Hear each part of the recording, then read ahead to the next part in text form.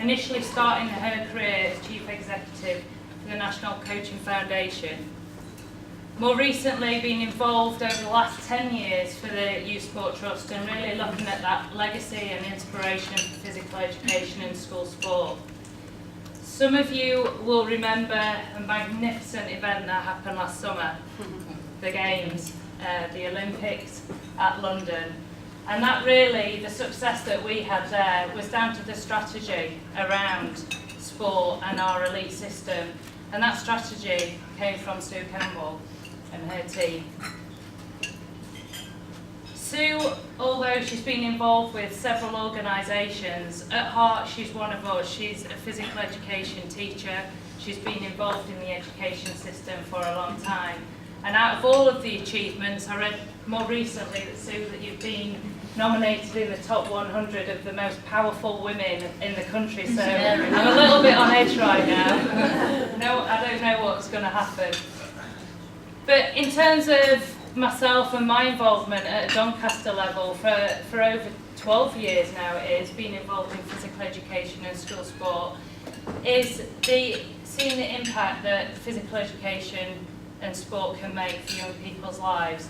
And it's been quite a turbulent time, especially over recent years. And I think the most prominent thing that Sue has done for me and my team and the school sport partnerships nationally is the change of the funding and the influence that has come recently around the reinvestment of funding back into school sport.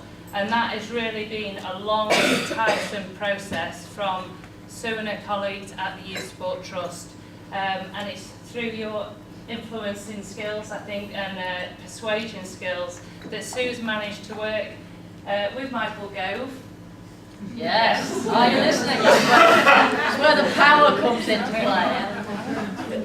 In providing persuasion and an element of education about what physical literacy is, what physical education is, and what this means to our country. So I'd like you to put your hands together and welcome Baroness Sue Campbell.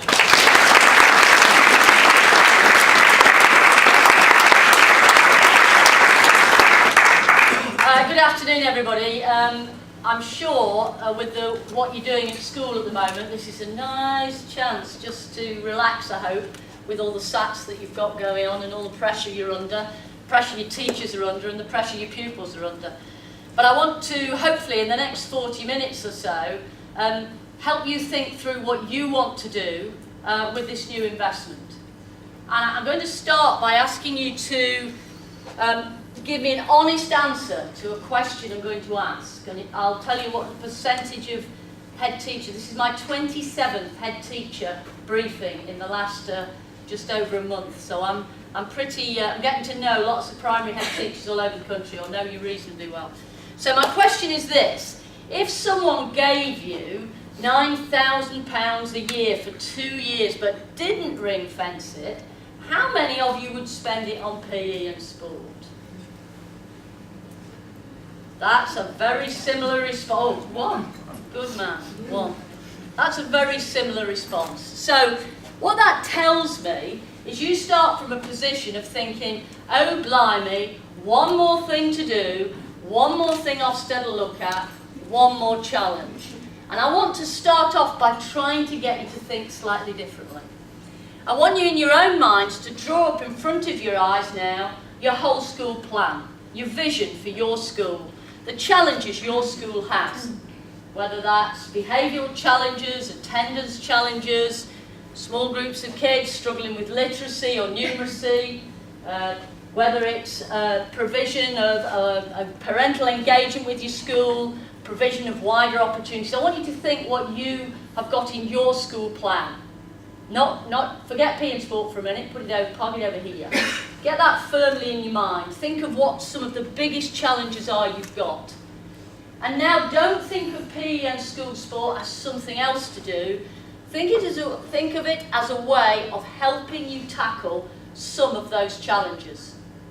So now, instead of it being parked over here, pull it right across into the middle of, okay, what issues have I got and how can PE and sport help me respond to those. And that's partly what I'm going to talk you through, I hope, and give you some thoughts about that. I'm sure there are many people in the room with great examples of good practice already there, but I just want you to start from that place, not from, oh, it's another blooming thing to do. Okay, so start from your whole school plan.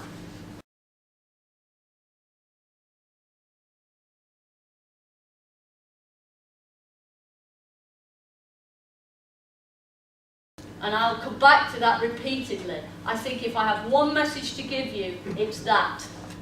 This is a chance to help your own staff grow their professional confidence and competence, and in so doing, I believe, open up all sorts of other educational opportunities for your young people.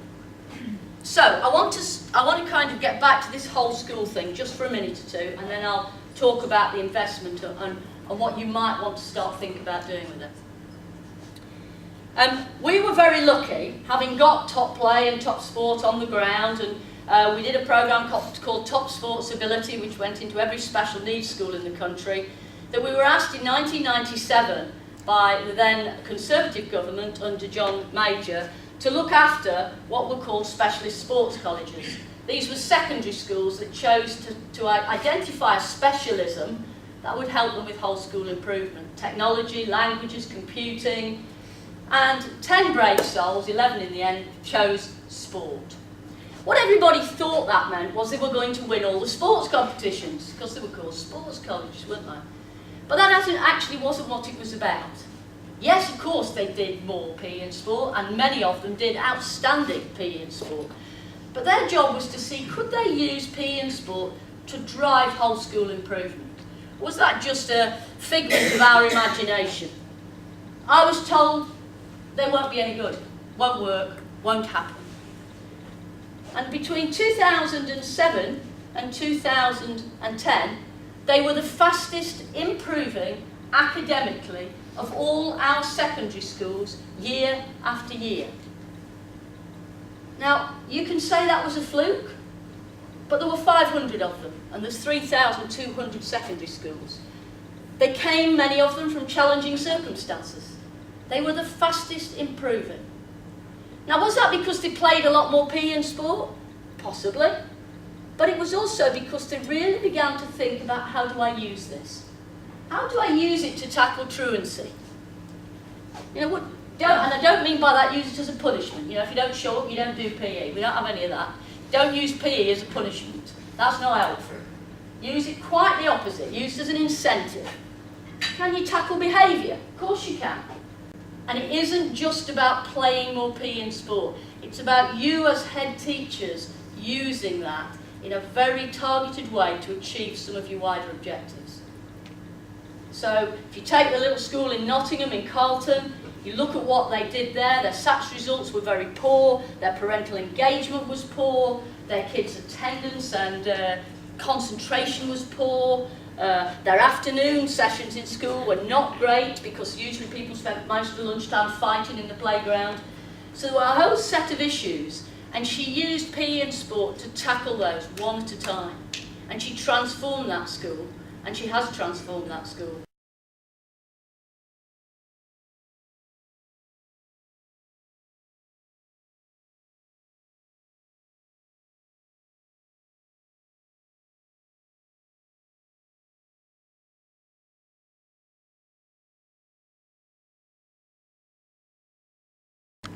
So that 150 million is made up of health, education, and a little bit of sport.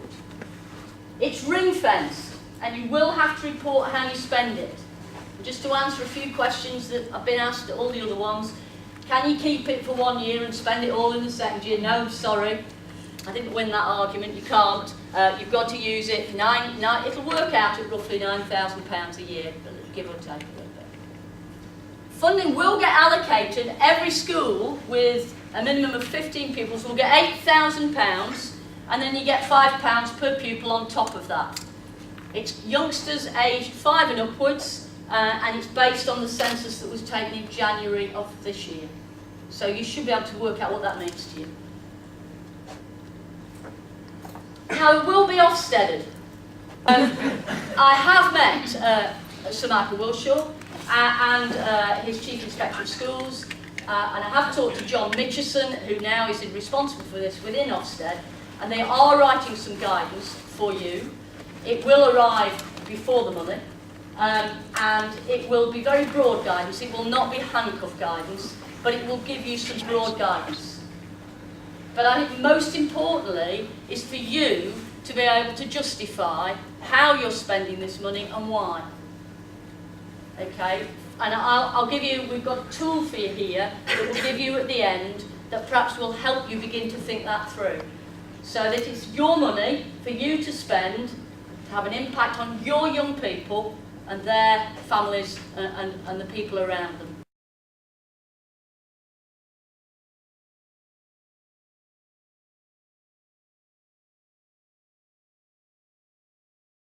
So where are you going to spend this money? Well, I want to suggest to you that there are 3 areas that you might think about. There's physical education. And physical education is exactly what it says on the tin. It doesn't say sport. It says physical education. And I think it's really important that as education leaders, you just check in with yourself right now if you're really clear what this subject actually is about. To me, physical education is about physical literacy. I don't know when you last went out and watched PE, but put it in your mind and have a think what you saw. Have a think what you saw out there. I hope you didn't see 15-a-side rounders. Rounders, great game, isn't it? Little bat like this, probably no chance of hitting the ball. A ball that's very hard. A kid stood at backstop, probably going to leave with 2 teeth less than they came out with. And everybody else picking daisy chains. That isn't physical education. That's getting a bit of fresh air. Very valid, but it's not physical education. Come back in school with me, put your collar down, get into the warmer school. Yeah, it's a great head teacher when you're looking through that window. You're looking at pupil engagement, pace of lesson, differentiation. You know what you're looking at. Did it look like that PE lesson? Are you applying, as head teachers, the same rigour to teaching and learning in physical education as you are to teaching and learning in literacy and numeracy? Because the message is, children get one shot with this body. Okay, and just like if you want them to be literate and numerate, and I know we put a huge amount of emphasis on that, quite rightly so, we also want them physically literate. You know some of the stats, they're frightening around health and well-being, but we want them physically literate. So it's professional development for your teachers. I know it's another thing for them, but you know, one of the things that I hear so much about when I'm going around is the stress your teachers are under, as you are. And I hate to tell you, but physical activity is the best medicine for stress you'll ever take. If someone invented it as a pill, they'd say it was a wonder cure.